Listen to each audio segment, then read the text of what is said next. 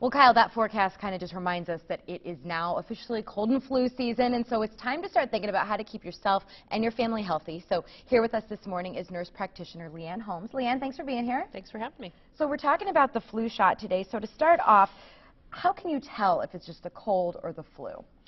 The difference is usually in how it starts. A cold will often start kind of gradually with a sore throat and then a runny nose. The flu, people will say they feel like they've been hit by a truck. Yep. They will immediately have a high fever and body aches.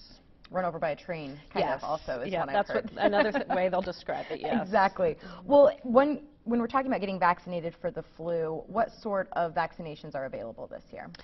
There are several. We have 3 mostly. The regular seasonal flu, the trivalent, a high dose that is meant for people over 65, and then an intradermal, which has a 90% smaller needle, and so for those people who are not maybe crazy about getting shots. Sure. And it takes some time for it to go into effect, right? When does that actually start protecting you? It takes about 2 weeks for immunity to show up. Okay.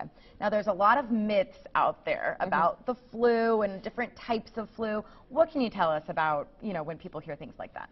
Well, the biggest one that we hear is that people are afraid of getting the flu from the flu vaccine. Oh. And you cannot get the flu from the flu vaccine. It's an inactivated virus, and so it doesn't work that way in your system. Okay. What can happen is you can get the vaccine too late and then be exposed to the flu in that 2-week time span and end up with the flu before your vaccine had a chance. Not the vaccine getting you sick, though. Right. You're getting sick because you were exposed to it. That's right. Got it.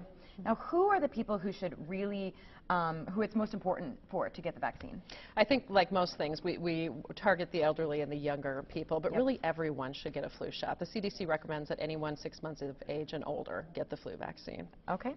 Well, what else can you do to protect yourself from the flu? This seems like an obvious question, but it's good to remind our viewers. Yeah. Washing your hands is probably the biggest one. Yeah. But staying away from people who are ill. The other thing is that the flu is often transferred from your hands to your face, so try to avoid touching your face and your mouth. Right. Again, why kind of kids should be getting this vaccine. Yeah, they tend to be less good about doing those kinds of things, or covering their cough and sneeze. And Yeah. Yep. Okay, well, if you would like some more tips, like some of the great information that Leanne gave us this morning, we have more information online at ketv.com. Leanne, thanks for braving the cold and coming in here with us this morning. You're we appreciate welcome. it.